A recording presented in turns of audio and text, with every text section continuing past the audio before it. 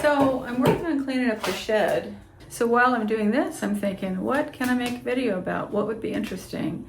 And I suddenly thought of that woman at the art center who we were painting things, and she had a painting that I just thought was so amazing. And what she had done is she'd used some kind of a red base for the painting, and it suddenly occurred to me, maybe we should talk about underpaintings, not value studies in colors, but actually just doing one underpainting and then painting over the top. So let's work on that today, once I get this finished. So to pick a color to tone your canvas, you need to complement what your main color theme is going to be. So I looked at my color wheel and chose the complements to yellow-green.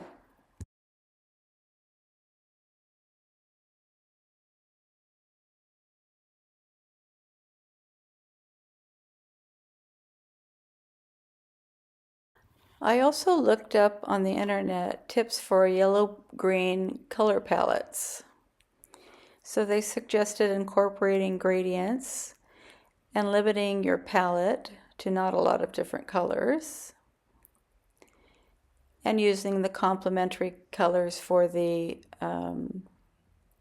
canvas, which we already discussed. It also suggested balancing with neutrals. So I just picked 4 different colors, and I'm toning my canvases. I have 4 of them. This is the reddish violet. This is my usual red iron oxide. And it also suggested blue, so let's give it a try. Sounds kind of weird, but we'll try it.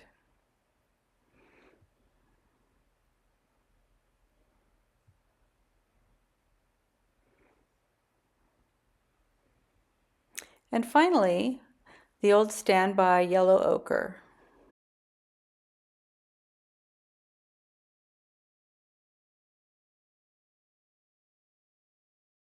So here's my 4 toned canvases. I'm using 2 complements. This is a blue violet.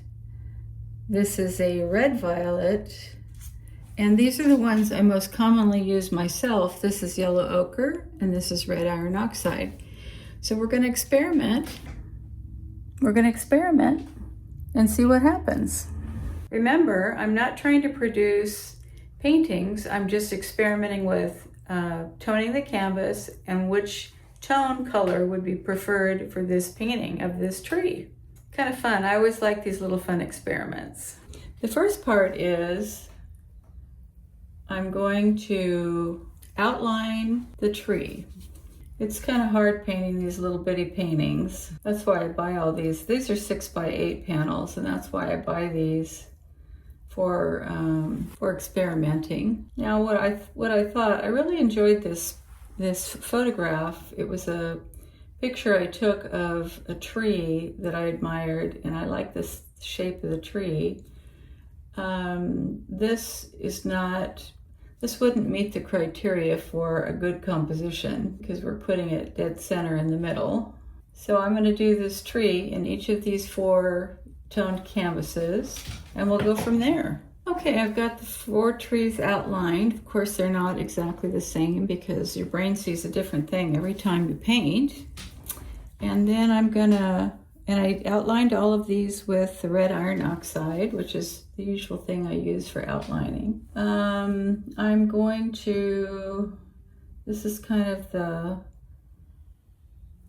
sort of pale yellow ochre background. And I'm going to put that into all the paintings. This is the bottom one is the green grass. And then above we have the mountains. And so I'm going to get that kind of penciled in as well. And if you've ever tried to paint the same thing twice or more, you'll find that it's slightly different every time you paint it. That's why sometimes people say, I really like that painting that you did. Can you make me one too? And I say, well, I can make it, but it won't be the same. That's the nice thing about oil paintings is they're all unique.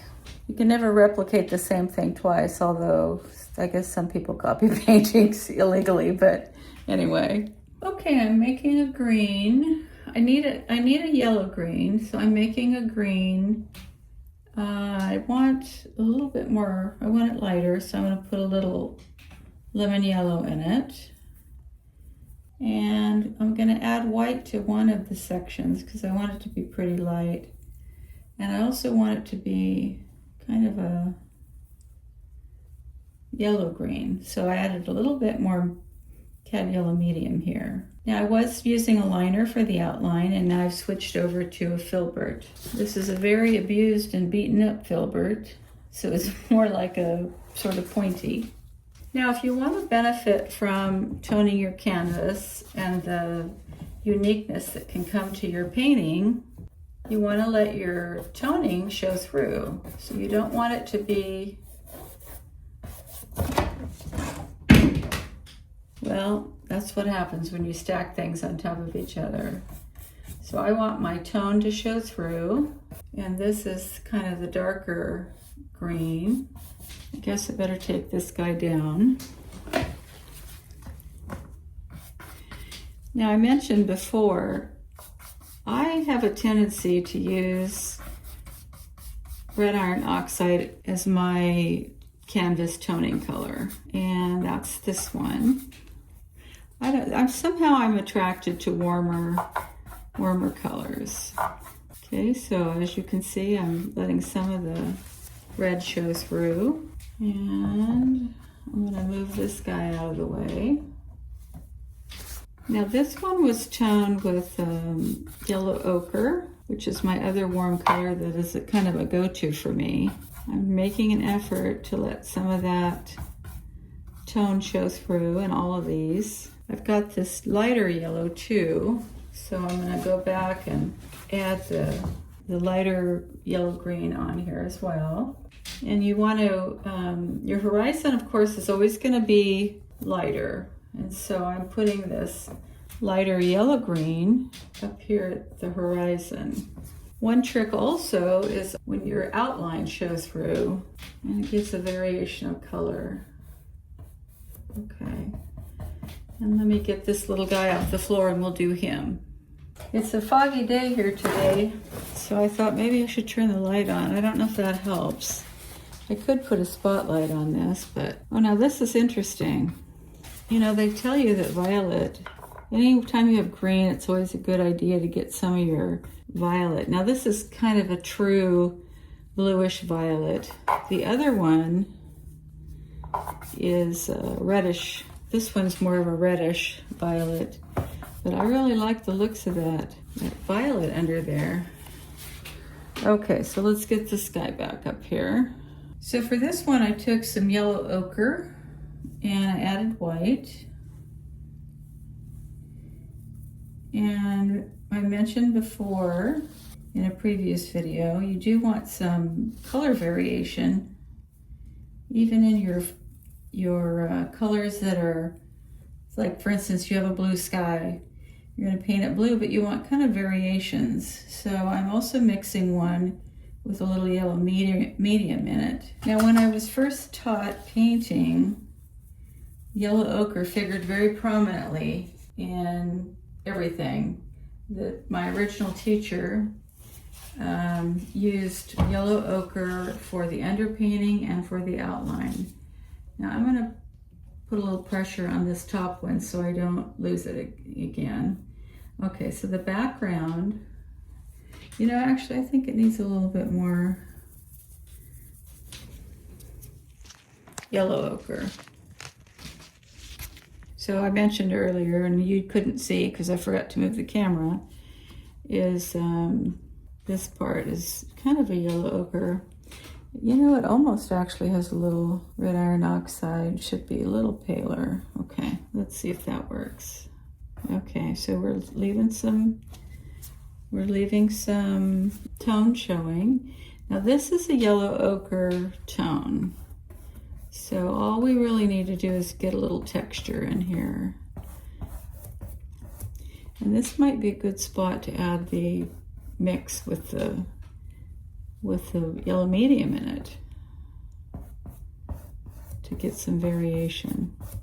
And let's do these guys. Now in the photograph, you probably noticed, I don't know how well you can see this, I might zoom this in for the video to show you, but right behind this green foreground is like a barranca or a kind of a culvert. And I'm not going to put that in the painting, so I think that's a little too hard to explain with paint. And then above it, we've got that field in the distance, which is kind of a dried out, like a hay field or something. Okay, back to this one. For some reason with this red background, I feel like it needs to be more pale. And I'm one of those people, I'm so kind of type A that I always try to cover everything, don't leave any spots anywhere. And so I'm trying, in this case, to demonstrate this, I'm trying to leave bits of the tone painting visible. Right now I'm a little bit more successful than normal. Okay, I'm going to put the mountains behind the tree. I do realize that this green is a little darker, so I'm going to just add some colors. Trying to leave the underpainting or the tone show. It's in the distance, so it's more pale. I'm adding more white. This one over here is further back, and there's more of an element of blue to it. So I'm adding some cobalt blue.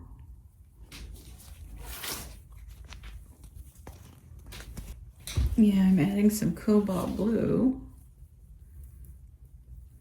to make it look more distant, and also a little white, because white will make it more dull and look more distant. And the cobalt blue also lends some perspective and makes it look farther away.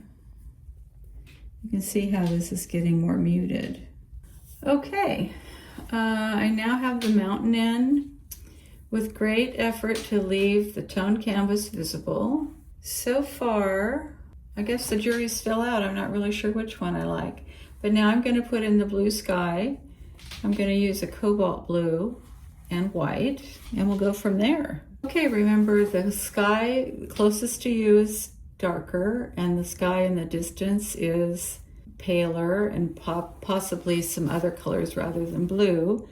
But this is the cobalt blue, and what you see on top is the part closer to you.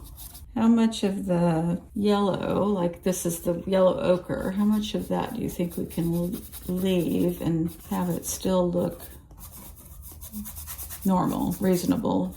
The horizon is down here, and we're going to get lighter. A lot of times at the horizon, you're going to see a lavender, maybe a pink, maybe even a yellow. The sky has a lot of colors in it. You can see I've actually accidentally got some green in the sky, which is okay because Viridian with white is actually a really good sky color at the horizon. This is going to be interesting down here because we've already got, I think this was ultramarine blue. Oh no, this was a violet I made with ultramarine blue and alizarin crimson. But, so that's the underpainting on this one. You can see the big difference in this cobalt blue. And I'm not sure how it's going to look to have this violet color underneath. The other thing about skies also is that most of the time in a painting, one corner of the sky is actually darker than the other corner, and it really depends on where you're getting your light, where the sun is. So you don't want your sky to be all dark blue up here and all light blue here, because one corner is going to be lighter. Makes it look more natural.